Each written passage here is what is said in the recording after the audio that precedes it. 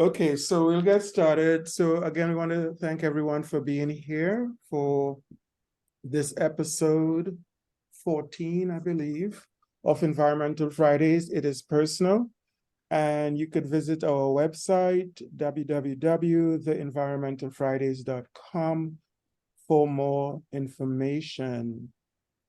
We are in the midst of Earth Week, and I just wanted to put a plug in for that.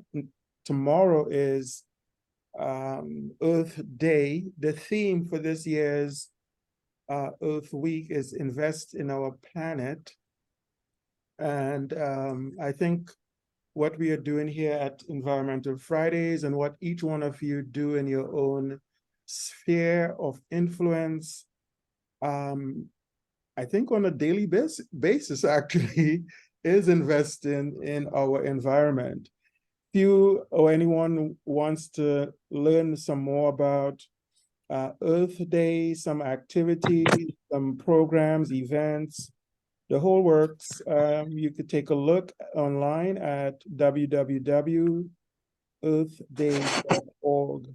So that's a good place to find out the history of it, what people are doing, being actively involved in investing in our planet. This month, we've had some really good presentations so far. We are coming down to the end. This is the second to last presentation for season 4. Season 5 will begin again in September. Season 5 will begin then. We'll take a hiatus over the summer. So today we'll hear from Prestene. How do you pronounce your last name? You know, I always call you Prestene. How do you pronounce your last name? Garnenez. Garnenez, okay. So we'll hear from her here shortly. And then our final episode for season 4 would be featuring a campaign or program called A for Asthma. And that actually had its roots here in Environmental Fridays. You will hear from Susan Buchanan and Princella Tobias about that. So that will be next week, will be our finale episode. So my co-host today, I don't know if she's looking yet. Where did you get those? You're sneaky. My co-host today is a very good friend. If you have a friend, you want it to be her. And here I'm showing all the different faces of my friend. Yes, by the water. I don't know what you were doing out there by the water, but she's by the water. She's Montreal. Bicycling, she's drinking mimosa or something. She's Juice. In the kitchen. She is fun. She is fun. When are you gonna start doing your like spring, summer hikes and stuff? Your outdoor. Well, it's coming up. Right now, I'm just hiking a lot with the rescue dog along the lakefront, Lake Michigan. But we are bringing her to an environmental conference in New Orleans. So we will hike on the way down, and we'll probably stop maybe in the Smokies on the way back, and then we'll be hiking with our dog on Lake Superior, starting from Duluth, Minnesota, up to Thunder Bay in the fall. Oh my gosh, so, it was so much fun. So in addition to having fun and enjoying the outdoors and all of that, she does have a PhD and a master's. You have a daughter too, right? A daughter. I do. I have a daughter who's an environmental scientist. Scientist as well. A new one, newly minted. Oh, wow. So we need to have her on here. She would probably do it. She lives in Birmingham, England, so this is afternoon for her. So yeah, Yeah, that would be she might consider nice. it. She's working on sustainable gasoline alternatives or gas alternatives for a Okay, that would be French great. gas company. That would be great. So as you could tell here also, in addition to everything else she's doing, she is nailing down adjunct faculty at three, not just one, but three universities. I have no idea where you sleep. I have no idea how you get all this stuff done. And you have an official government job along with all of this. You're just amazing. Anyway, it's a privilege to have you be a host. In fact, at least about 3 or 4 of the persons who presented this season were suggested by you, were contacts and connects from you. So thank you so much for being a supporter and a friend. So now it's your Thank turn. you, Desmond. Now it's your Thank you, turn. Desmond. You're I do welcome. sleep. I do sleep, maybe hanging upside down from a cave somewhere, but I do. I do. I am a little busy, but I love, teaching is something I do at work, and teaching is something that I do outside of work. And if you put me on the level of busy, I think you could have me standing with Prestene and Pam Maples, who's on the call, and Princella Tobias, who's the editor of the Benton Spirit News, and you'd have like 12 out of the 4 of us. I'm so glad I'm But surrounded by people like this. Some could rub off high on energy. me. So I will introduce Prestene Garnenez, who we finally figured out we've known each other 8 years. We met in 2015, shortly after she launched the opening of the school, which I have always called DAP, but I believe, and you can correct my pronunciation, Zil Didlui. Is that correct? Zil Didlui. Thank you. Yes, so the Dene language is fascinating, and Prestene is great at teaching. She's also a passionate advocate in revitalization and balanced growth of her community. This is the Red Lake chapter number 18. The chapters are like municipal governments or like townships. Mm-hmm. And this is chapter number 18 in Navajo, New Mexico, right near Arizona. And it's on Navajo Nation. It's an Indian reservation, or the Dene Reservation. It's, I believe, one of the largest. It's the size of West Virginia and borders 4 states. Actually, the 4 corners area: Colorado, Arizona, New Mexico, Utah. Was that 4 or 5? I don't know, but 4. But it's absolutely beautiful place. And I believe you're standing in canyon country in your photo. Yes. There are canyons that can be accessed and hiked. Canyon de Chelly is one. And I believe that used to be connected to Monument Valley. And then as the earth moved, I believe that's the story, but you must go. You must see Spider Rock, where the birth of Navajo Nation. And Navajo, New Mexico isn't too far from Window Rock and Gallup. So you can, and also the Petrified Forest. So really highly recommend. In addition to, if you're lucky, you can meet with Prestene. Yeah. Prestene is a Navajo Dene tribal member of Navajo Nation. It was raised in the community of Red Lake. She's a founding member of a local grassroots organization called the Red Lake Navajo Community Action Group. They work to improve the quality of life in the Red Lake Navajo community. She's also a member of the NFPI, the Navajo Forest Products Industry Cleanup Community Advisory Committee, which advises, guides, and supports the remediation and cleanup of the former Navajo Forest Products Industry Sawmill site. It's a former business enterprise of Navajo Nation. She's one of 2 founders of the school that we just mentioned, because I will butcher the pronunciation. I can't do it as well. Louis, closer, okay? Closer, better. DAP Charter School, and this focuses on Dene culture, language, and values. It's a wonderful school. Prestene currently serves as the executive director for Navajo Townsite Community Development Corporation, which is a nonprofit nonprofit located in Navajo, New Mexico. And I apologize for looking on two screens and away from you, but my text is to my right.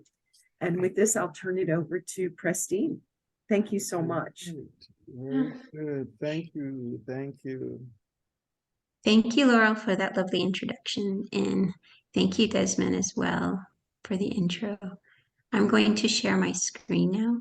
Okay.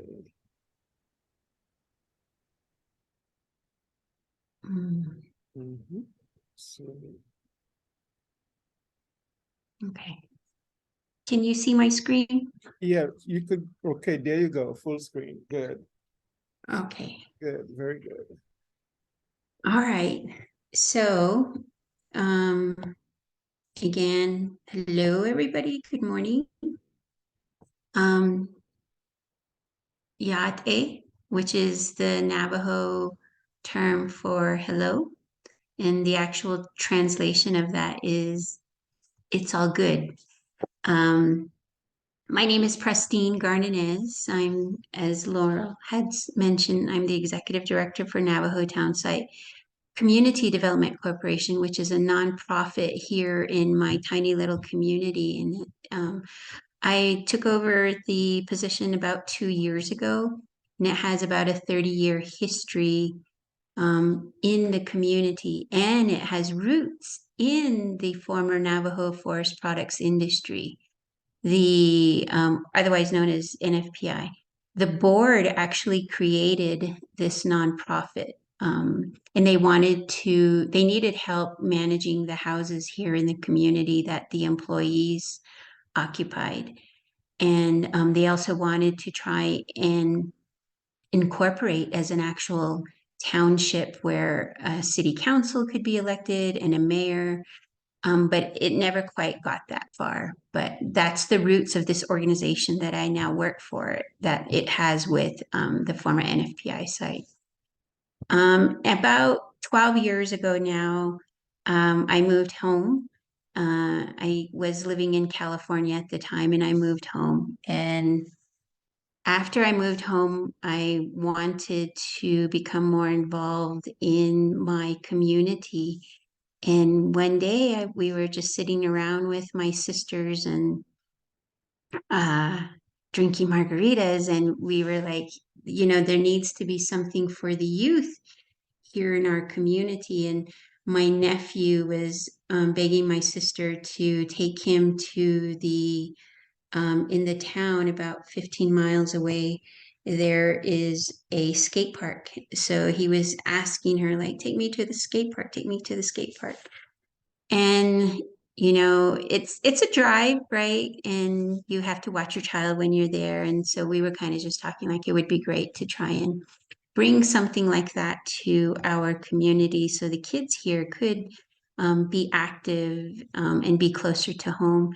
So we started the Red Lake Navajo Community Action Group, and we cited out an area to place a park, a small park, a skate park in the community. But in doing so, we had realized too that we needed to clean up the site, and we ended up becoming this organization that just kind of did different things to improve the community, whether it be community cleanup or supporting kids to go to the state championships and things like that. And so that's kind of where that community action group lies. And at about the same time, I met my co-founder through the Red Lake Navajo Community Action Group. And there was this need to want to look at a different type of education in our community, and one that was really rooted in our own culture,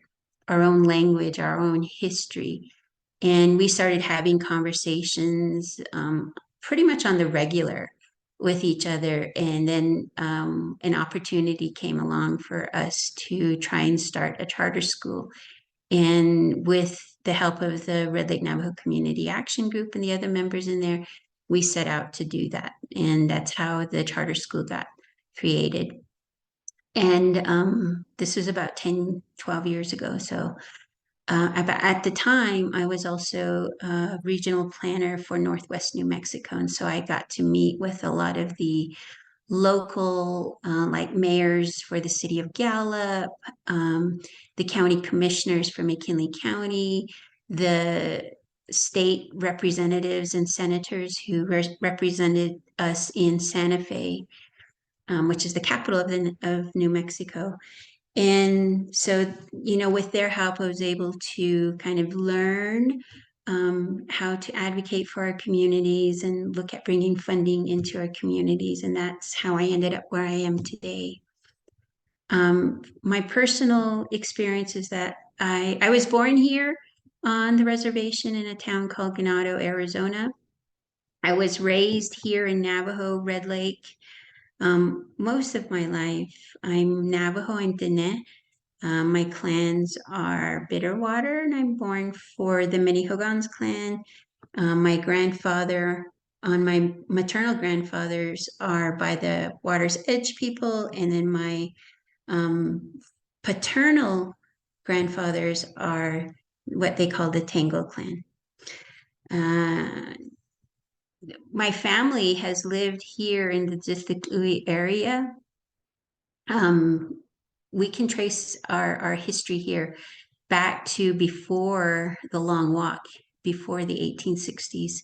And so I know that, many, many generations have lived here in my family. So for me, I like that when you said Environmental Fridays, it's personal, because this place, it is very personal. It is where I kind of orientate my existence in the universe. And so I think, it's because of all of the folks who've come before me, and I feel their power and their energy every day in this place. And so for me, it's very, very personal.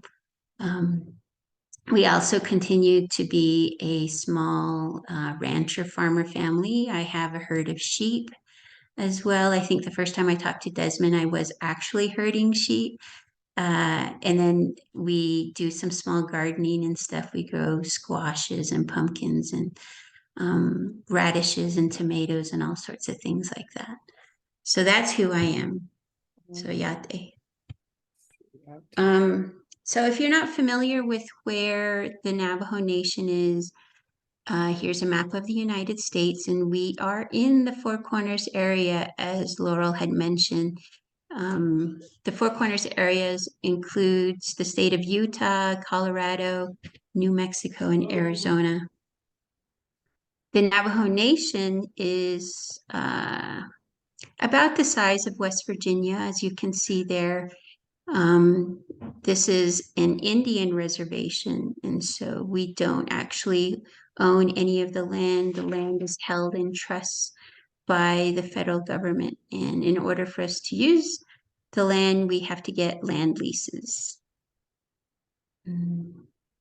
So if you're not familiar at all with the Navajo Nation, you may be familiar with this picture, which is Monument Valley. It's kind of one of the more famous locations on the reservation, and you can see its stunning beauty.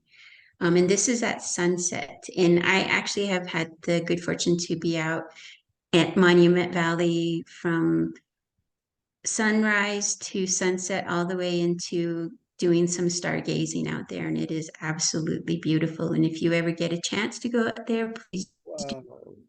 Yes. This is another place that's pretty famous, but not maybe as famous as Monument Valley. It's Canyon de Chelly near Chinle, Arizona. And it's just a huge in here. There are still families that live and farm inside the canyon here, and that's, you can see the roadways where they access their homes and their small farms. There's also some Anasazi ruins there as well. And also a plug for Canyon de Chelly. It's quite beautiful. There are a lot of folks who can give you some tours if you want to go into the canyon, or take some hikes, like longer day hikes, week-long hikes as well. And then if you're not familiar with the Navajo tribe, we're kind of made famous from these young people here, the Navajo code talkers, who were able to create an unbreakable code. And this is a photograph from the code talkers who helped fight with the U.S. During World War II in the Pacific. And I wanted to show this photo because this person here, and and unfortunately I don't know the code talker history well enough to know which code talker that is, but he looks very, very young. And they've said that, you know, some of these code talkers, they joined, like former chairman Peter McDonald, who's also a code talker. He said he was only like 15 or 16 years old when he joined the military. A little bit of info about the Navajo Nation.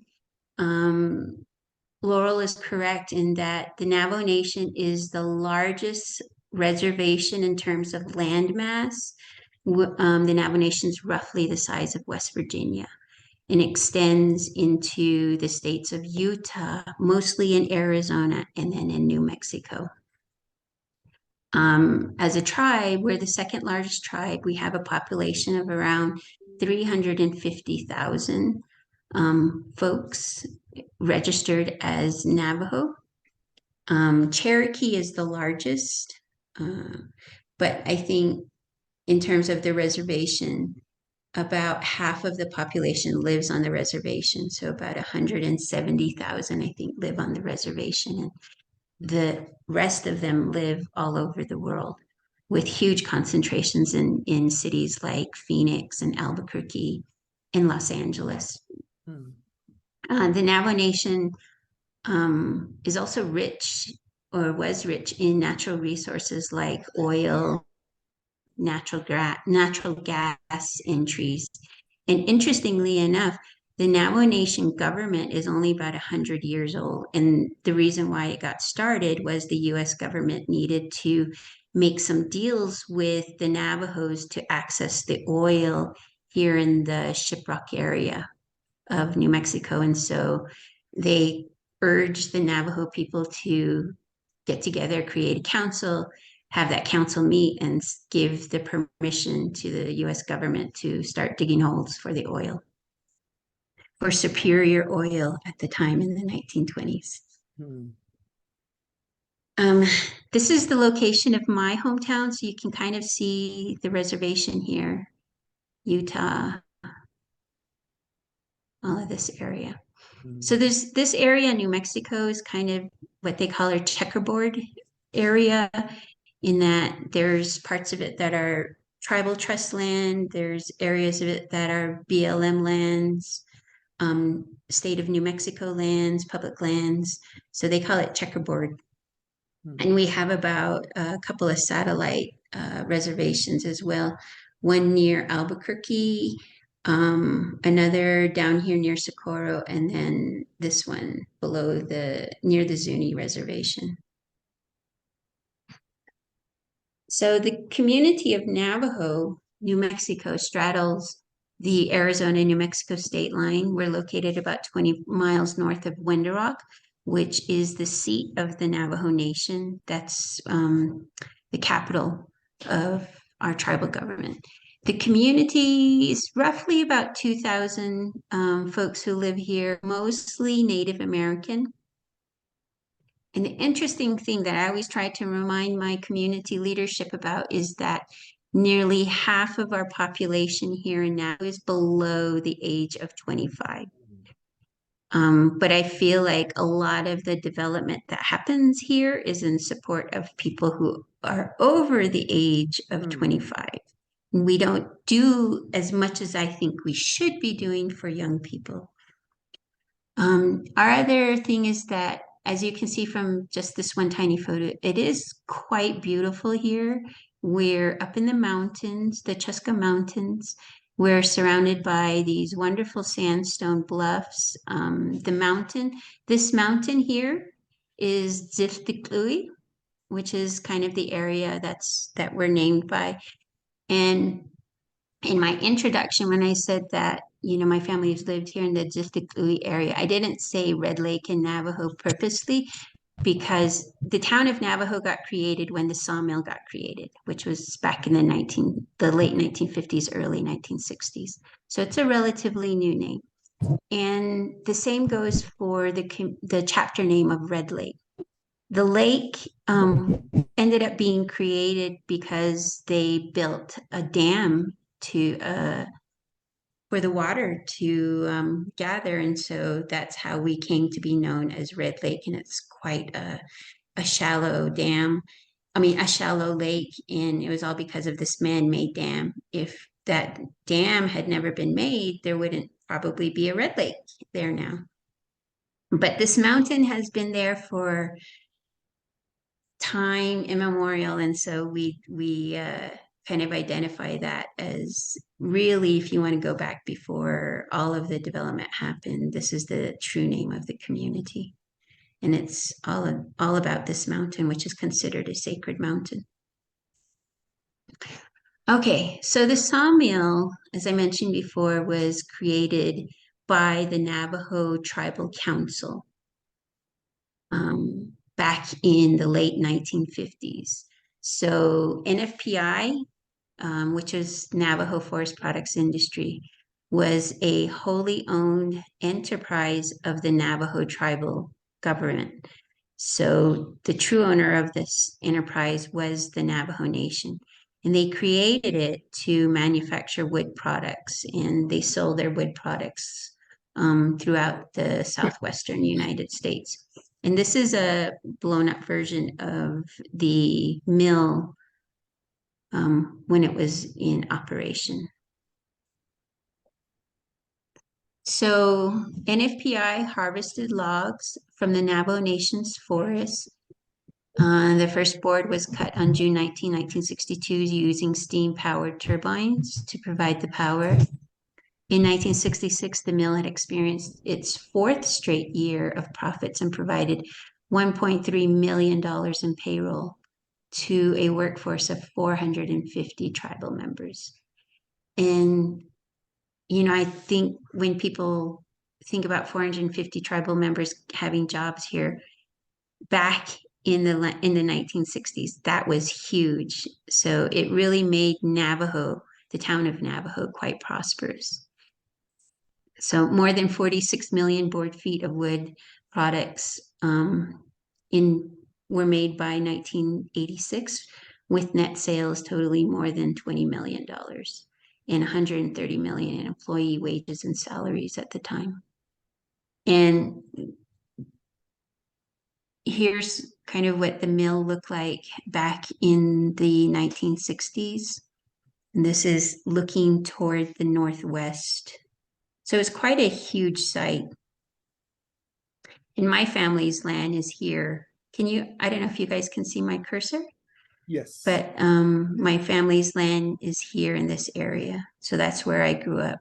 And I grew up looking to the south and seeing these huge buildings there. I couldn't actually see the town of Navajo. I could only see those buildings. So they employed a lot of folks, and a lot of folks who were doing contract work. So these logging trucks were run by independent trucking companies that would harvest the wood out in the mountains and then drive them into the town of Navajo.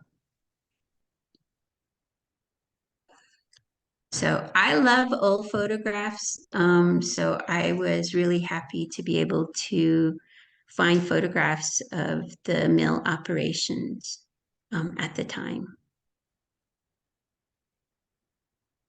So these 1 by, 12 by 12 foot planks. One day I was sort of sitting there, and my dad built a lot of stuff around our home, the shed where we kept the horses, and a tool shed, and we used to have a barn. They were built with all of these planks, and not once did it ever occur to me that he probably bought all of this stuff from NFPI when I was a child.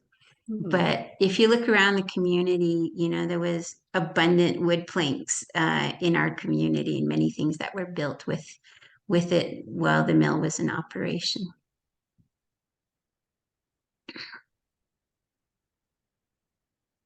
So,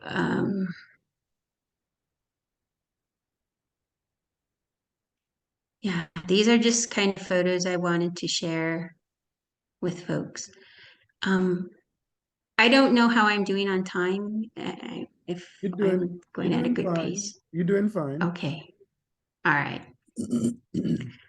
So everything was going very well up until the mid 1990s. And I grew up right during the 80s, and my community was quite vibrant then, you know, and it was supported by the mill in its operations. We didn't exactly know it, but the mill, kind of the board for the sawmill, acted as a quasi government for our little town, and so they put money into the streets and maintaining the streets. They put money into the parks, the ballparks, the recreation center, the swimming pool, and all of that. And they kind of abruptly closed, as this is from me as a community member.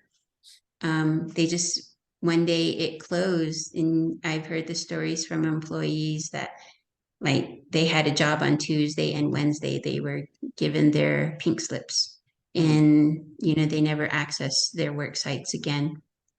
So that was in 1994. But it took almost another 8 years for the Navajo Nation to legally dissolve the enterprise that was known as Navajo Forest Products Industry. And in the late 1990s, Navajo Nation Environmental Protection Agency performed an environmental assessment, phase 1, about 1999. And these are some of the photographs from it. We were told as a community that at the time they disposed of some of the most hazardous wastes and things that they found on the site. So I was told like they got rid of some radioactive stuff.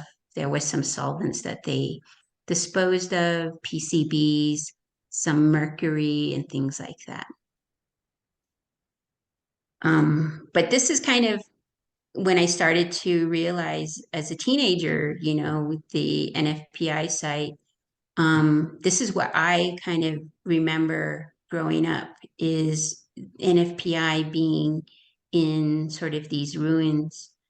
So they closed in 1994. They did an environmental assessment roughly in 1999.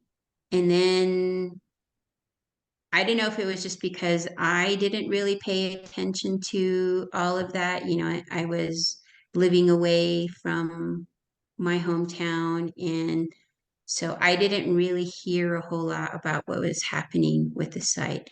And every now and again, you would hear somebody say, you know, like Navajo EPA is requesting for a chapter resolution because they're going to apply for funding to continue cleaning up the site.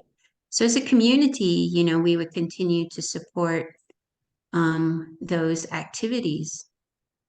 But 20 years roll by and not a whole lot is done. You know, at the time, I think we knew that like they were discharging waste into the environment. This is just, you know, this will eventually make its way to the creek, which is about here where my cursor is. And when they were in operation, they would also discharge into the local, the lagoons here. And these lagoons were built by, I think they were built by Indian Health Service. So they were just meant to be municipal lagoons, like just taking municipal waste from just regular households. It was not equipped to be taking these sort of toxic wastes into the lagoons. And I've seen copies, and Pam Maples, who is also on the call, is a really great partner who now works at Navajo EPA with us, was able to share, you know, that in the early 1990s, US EPA and Navajo EPA had tried to get NFPI to, kind of say what they were discharging into these lagoons, because they were disrupting the chemistry of the lagoons. The toxic waste were killing the good the good bugs that were in there to help, digest what would normally excuse me, what would normally come off just a regular municipal wastewater system. And Navajo ended up getting this reputation for being one of the stinkiest places on the reservation, because they were essentially killing off the bugs that were helping to digest these wastes properly. And it would result in, just that really foul odor for a really long time. Plus, I think Navajo Tribal Utility Authority, who provides the utilities here and who ran that lagoon, had a really hard time operating and maintaining it. I believe they had a NIPDES permit, what is that, National Pollutant Discharge Elimination System permit, to discharge this wastewater back into the creek. I think they had a really hard time trying to meet the compliance with those NIPDES permits. After the mill closed, what we experienced as a community is there was a lot of dumping of the saw chips that came off the mill. And in the 20 years or so after its closure, every now and again, we would see these, the saw chips catch fire sort of on their own and just smolder for weeks and weeks and weeks. And this was one of the last ones back in 2012. The saw chips underneath the ground caught fire, and they would smolder because there isn't an actual flame, but there would just be this release of smoke into the community that we were all breathing in at the time.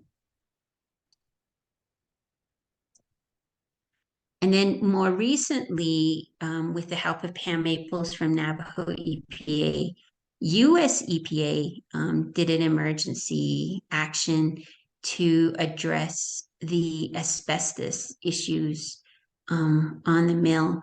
So this is the drying kiln that that was at the sawmill to dry the wood. Well, it's made almost entirely of asbestos. And, years and years. So this is in 2021 that they did this work, and the mill closed in 1994. So years of snow and wind and rain and all of these elements hitting this area, I think, helped to put asbestos, little tiny bits of asbestos all over the area. And then on top of that, there was so many places on the mill site that had asbestos as, the insulators for piping and things like that. And so those were kind of strewn about throughout the mill site as well.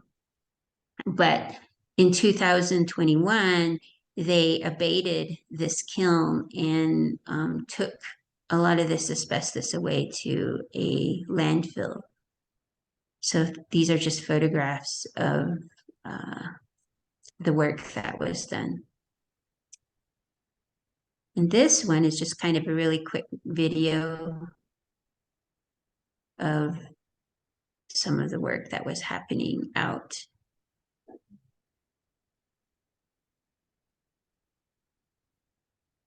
at the time.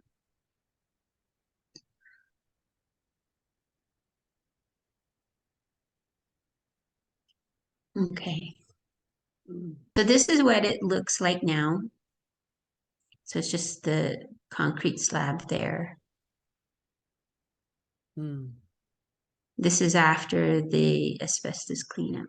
So the mill site, you know, I said that they had a power generating station here on the site. And so other environmental contaminants that continue to be on the site are diesel products, benzene, like gas products. They said there was removal of PCBs. And then more recently, Pam has been able to find that there's hexavalent chromium as well on the site too, along with the asbestos. And so there's issues in terms of the groundwater underneath it. There's a groundwater table that's pretty high. I think it's like 10 to 15 feet down. The good thing is that we don't use that water table for drinking water. We actually get our water from some wells that are way up here in the mountains. But there's groundwater contamination. The soil on the mill site, parts of it are heavily contaminated with these hydrocarbons and diesel. And then the ground is contaminated with the asbestos.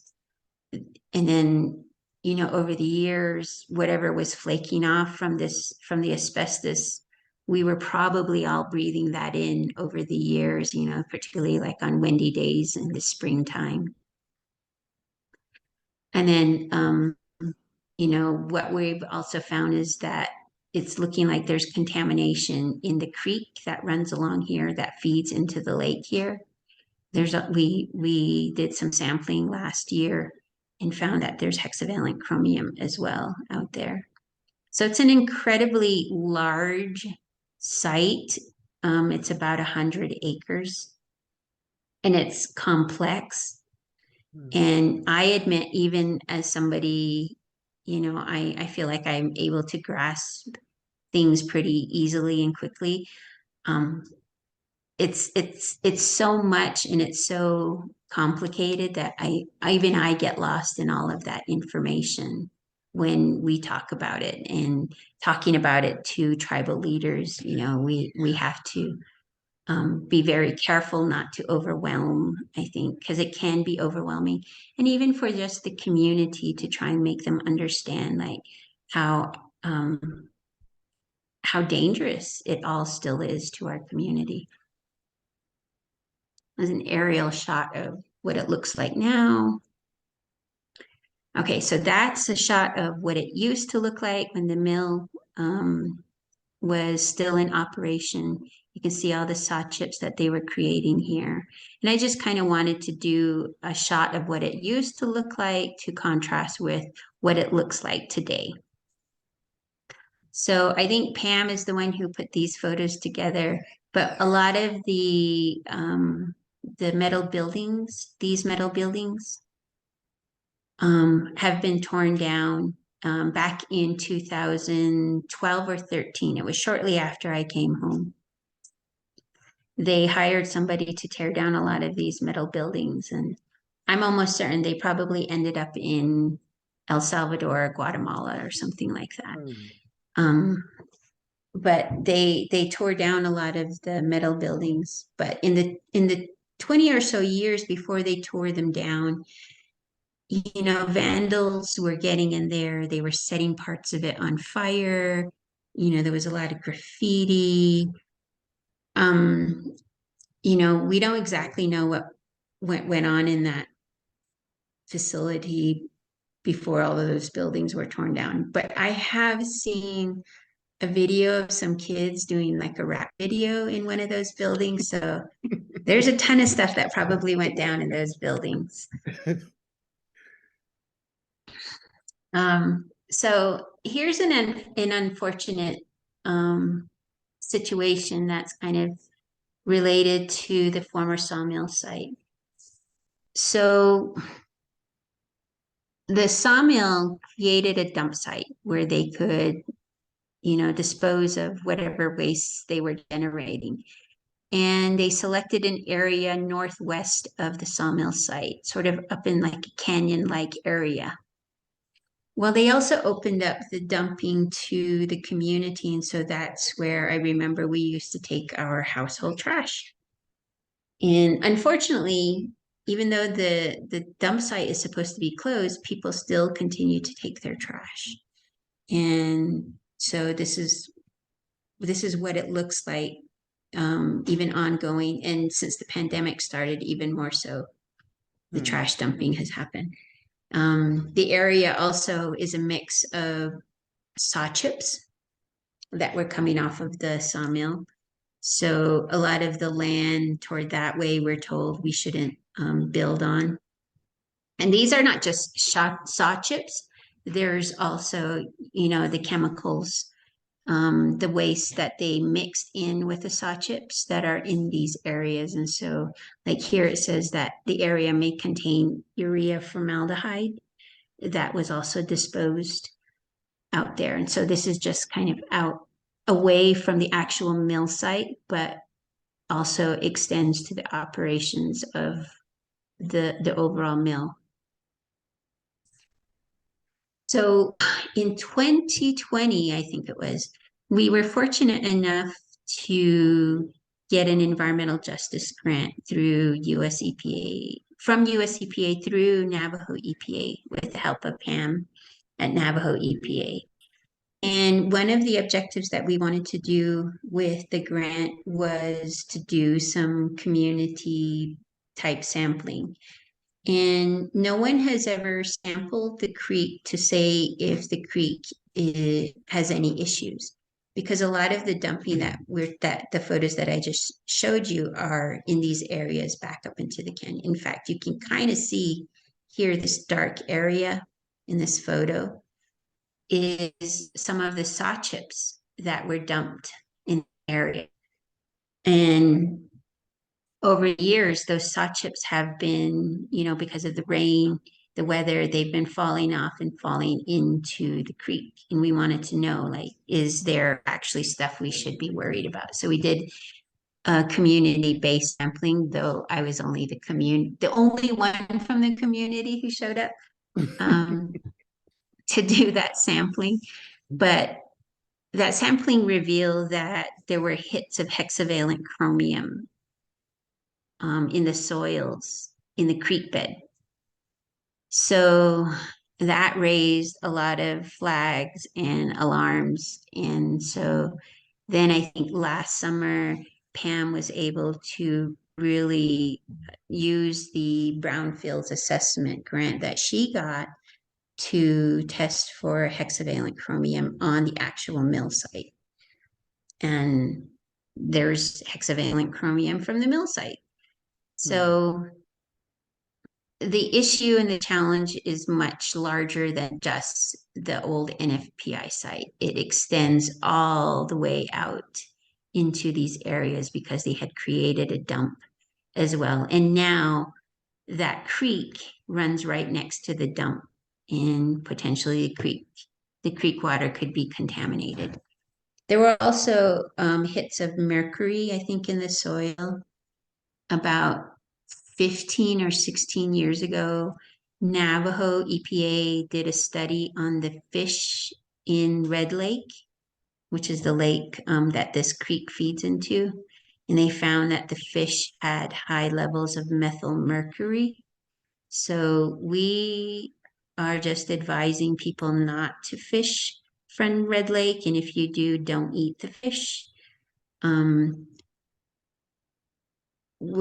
Pam is also suggesting, to the families to not allow their animals to graze or drink from the creek, graze in the area of the creek bed, for farmers to not use the creek water to irrigate. But that is still happening, that we still continue to use these areas. Well, I try not to, but sheep will do what they want to do, and they'll eat. If there's somewhere that's the grass is greener, they'll go there despite the fact that we have fencing, and they'll figure out a way. And of course, wildlife, we have lots of wildlife still in the area. And we have people who are like medicine gatherers, that do some food foraging and collect herbs from the creek beds. And so, trying to get that word out to the people too about not doing those activities is also another challenge to the whole situation. So this is Red Lake, and that creek feeds into Red Lake. And then Red Lake, because it's a man-made lake, the irrigation canals connect to Red Lake. And so that this is what the farmers, the lake, when it has enough water, that's what they use to irrigate their fields. So I met Pam in 2019 in doing kind of the planner work that I was trying to do for the community. And I was working with the University of New Mexico at the time, and they wanted to bring some kids out here to kind of do some a project with our community to kind of give us some ideas of what we might like to see in our community and help us envision it. So they wanted to go on to the NFPI site. So I reached out to Navajo EPA, and that's how I got in touch with Pam. And Pam was like, no, no, no, no, no, no. You're not going on the site.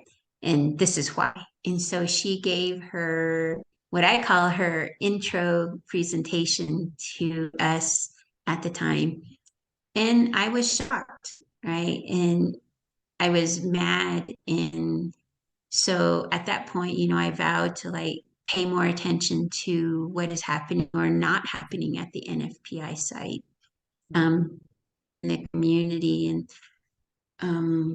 you know, I ended up having a really great working relationship with Pam. And I've said it many times before that I think like other divisions in the Navajo Nation government should model the working relationship that we have with Pam here. You know, she comes to our community meetings on the regular, you know, and or not even just like the official chapter meetings, but like other meetings that we have in the community, and has been a really good. So I think we make a pretty good team, you know, that there's someone here in the community who feels very strongly about the cleanup of the site, and I'm doing my best to really learn what's happening at the site or what needs to happen at the site. And so we were able to create this small group of community volunteers, and we call ourselves the Navajo Forest Products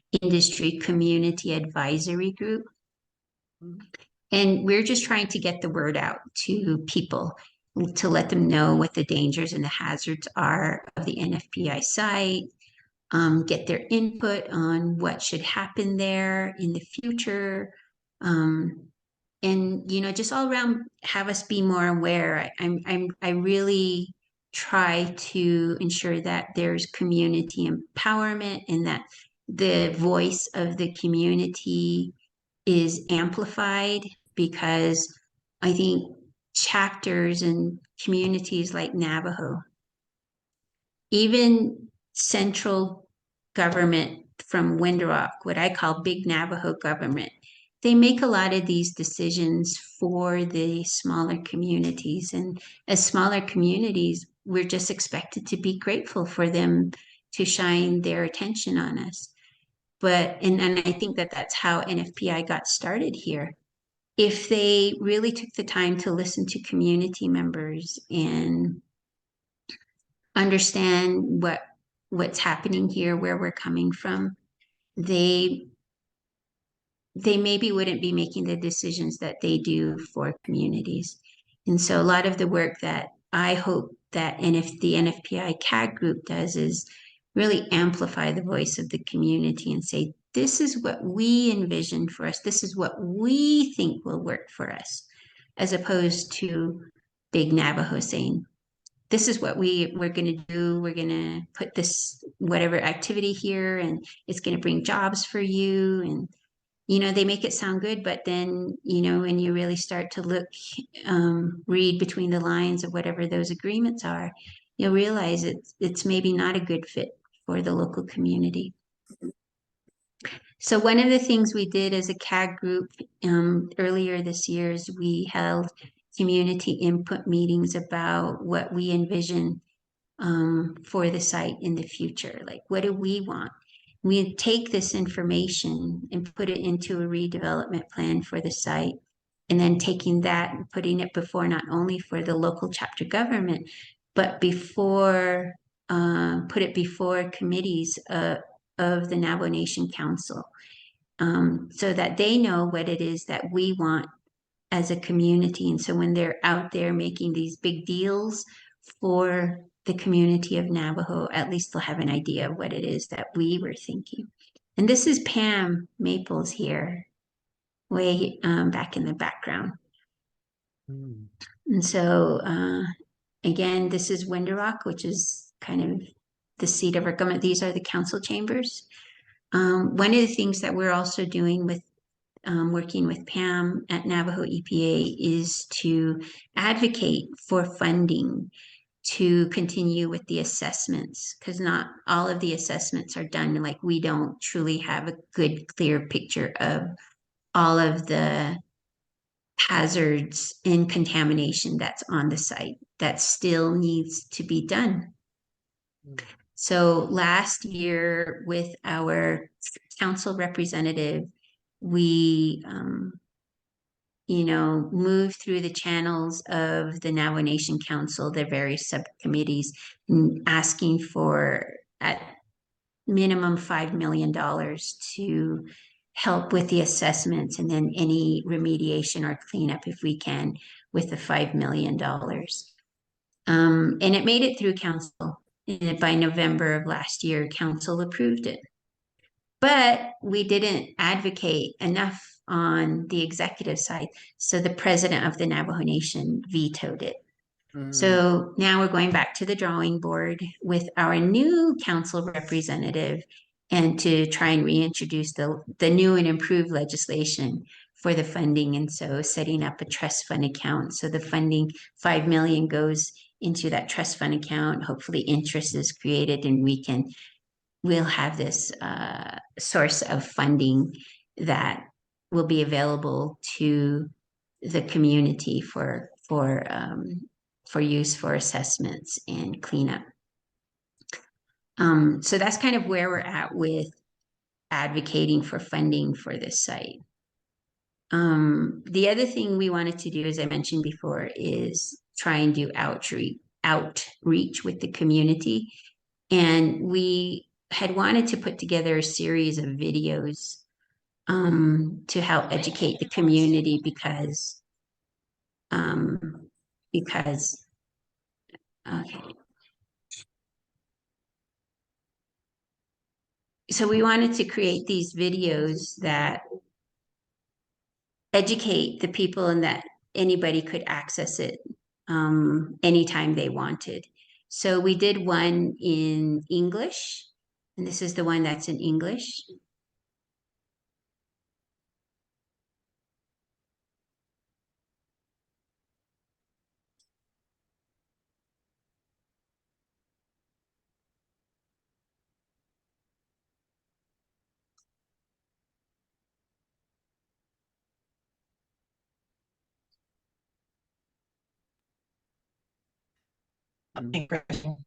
It's taking a little while to come up. Okay, so we wanted to create these videos for our community and share that information with them. Not sure how to get back to my presentation. Okay. Okay, I see. So anyways, we created these videos to connect with the people. We also created a social media page that's used more than anything, I think, to connect to the community about understanding what is happening at the NFPI site. So we reached out to some entities who put together a video about reuse of tribal brownfield sites in their communities, to give us an idea of what it is that we would like to do. We had the community input meetings. when Pam was out there a couple of years ago or last summer, she did a lot of updates on the sampling that they were doing and just keep community involved. So the sampling that they did last summer. But yeah, those are kind of what we are trying to do as a community to educate each other about what's happening at the site. So there's a lot of challenges, but we're, just trying to take off a chunk a little bit at a time. Yep, that's what you gotta do. All right. Well, thank you very much for bringing us up to date on this. There are lots of questions I have off the bat. One that I am trying to think through. So I understand organic solvents, PCBs, chromium, as part of the process, being used in a paper mill and all of that, sawmill. But I think you mentioned something about radioactive, like. That's what we were told. Okay, how did that get into the paper mill? I can answer that. Okay. I can answer that. Okay. If it's all right, Prestene. Oh, yeah, go ahead, please.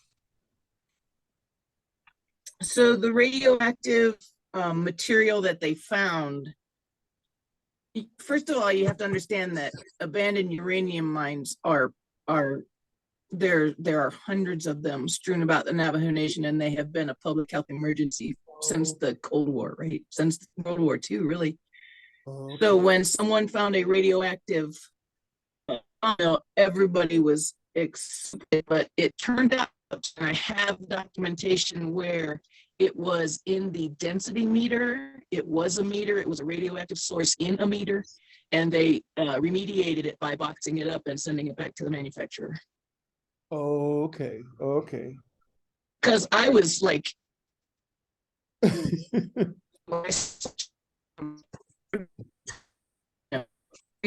case that it was a meter, an instrument.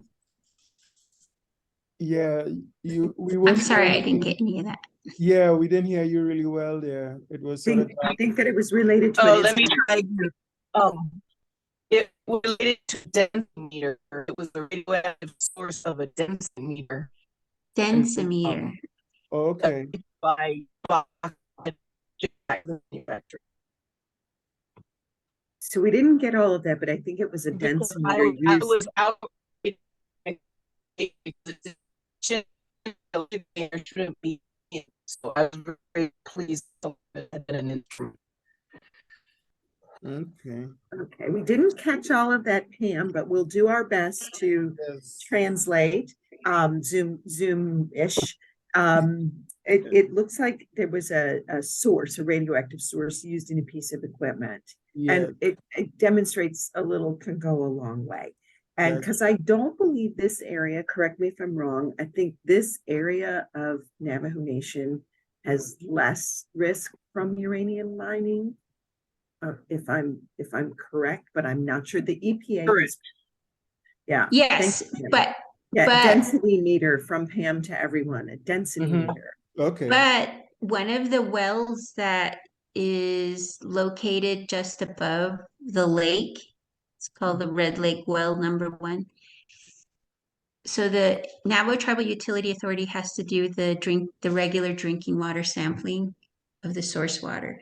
And that well water has high levels of gross alpha.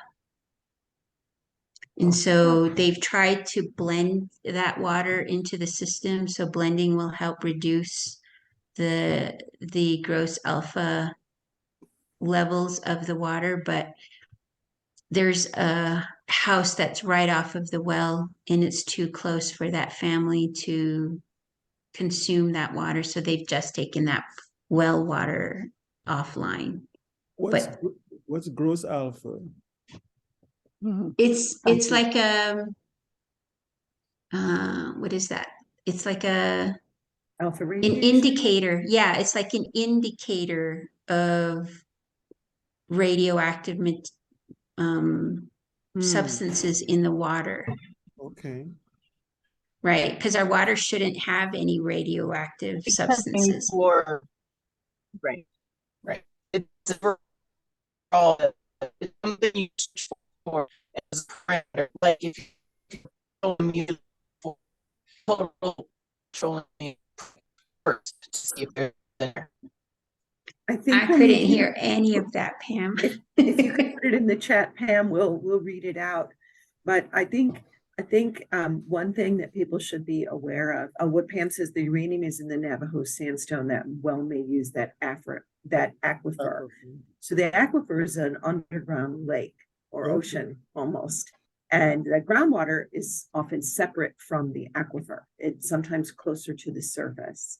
And so that's because Desmond and I teach water quality at Andrews.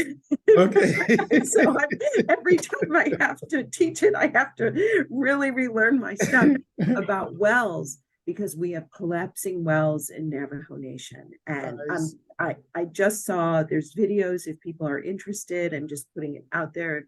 If people are interested, you can look at the Dig Deep project, which has just received a lot of funding, but a lot of the wells, some became contaminated with uranium, which is radioactive, radium, and others, and byproducts of uranium breakdown, and the others are the wells collapse.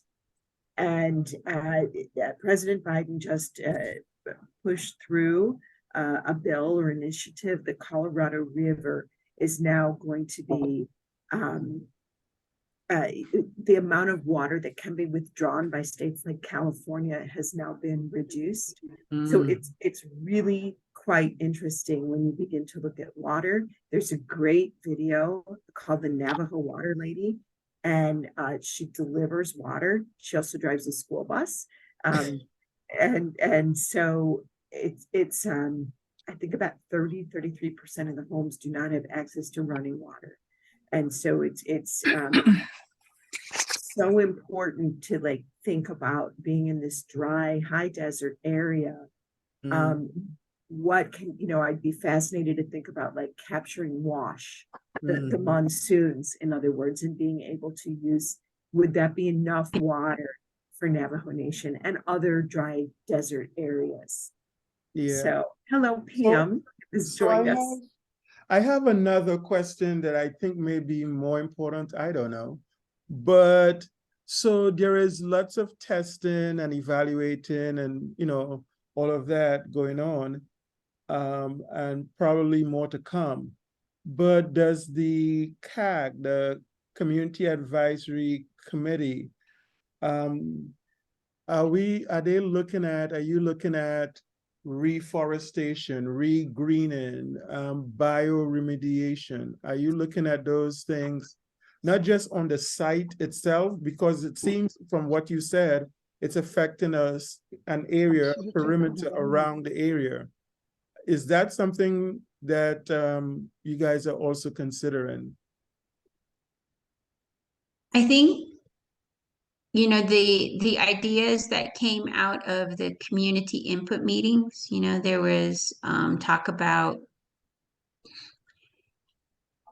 using greenhouses in the area, and particularly greenhouses that would grow the ponderosa pine seedlings that could be used to reforest the Navajo Nation's forests in other areas.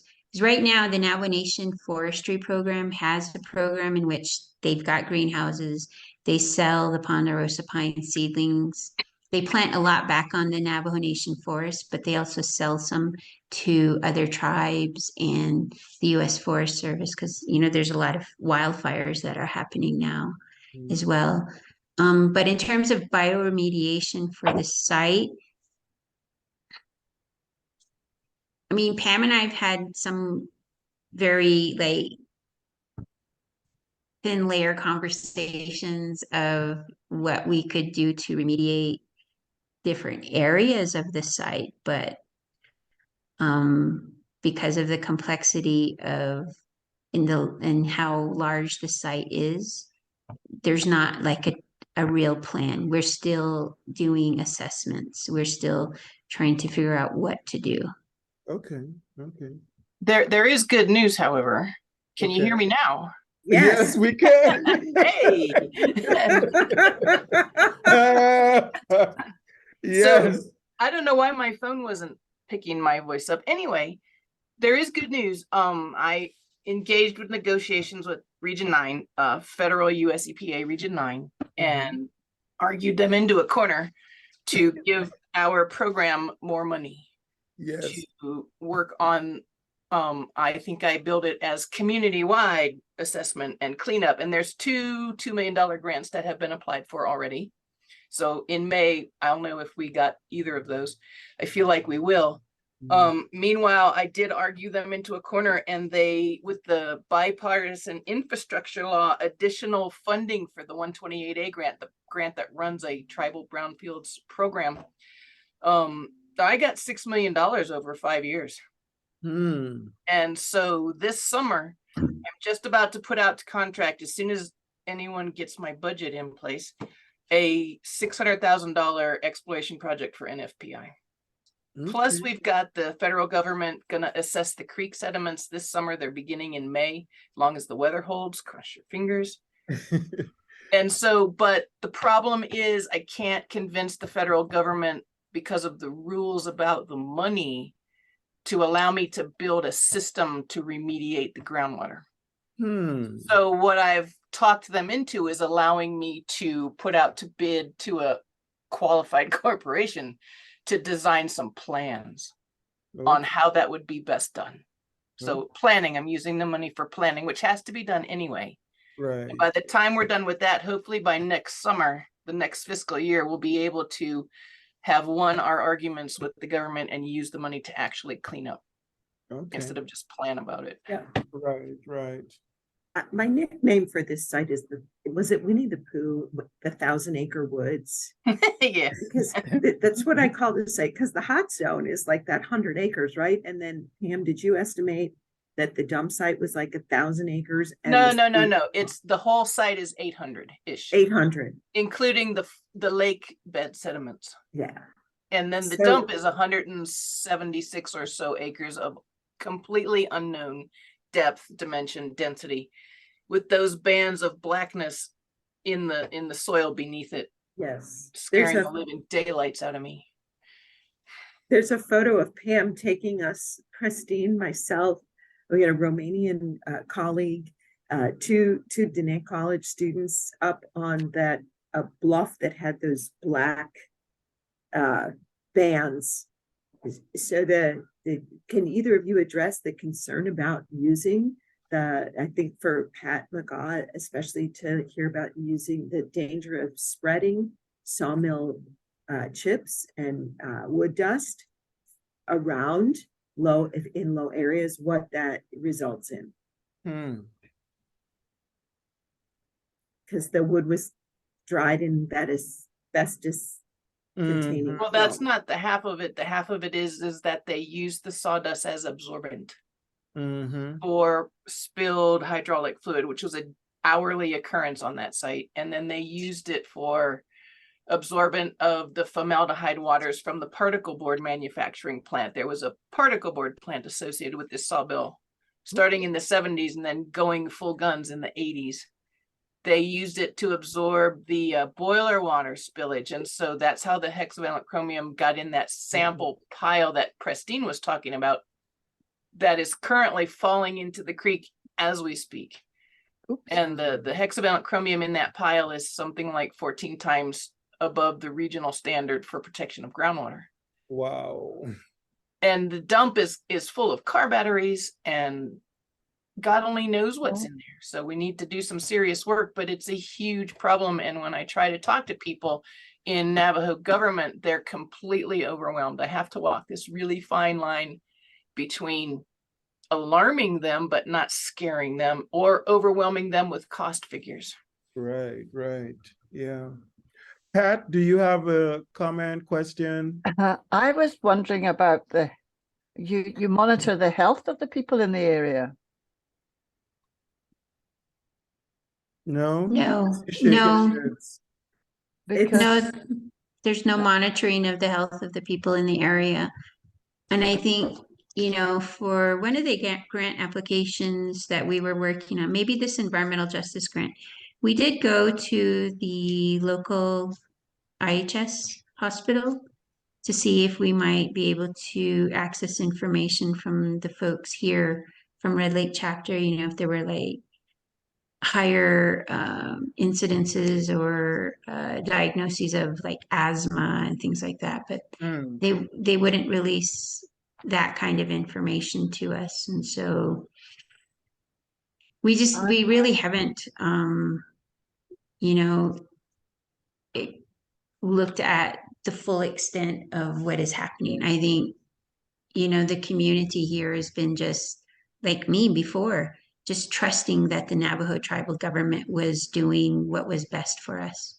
So, you know, but then when I met Pam about 4 years ago now, you know, I was like, oh, okay, maybe they're not. Right.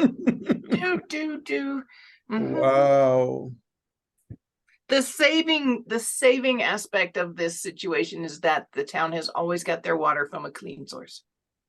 Right. So that's really, you know, I did pick that one up and thought, well, at least that's one good thing. But from the sound of it, you say that the sheep are drinking contaminated water, so therefore the meat is going to be contaminated.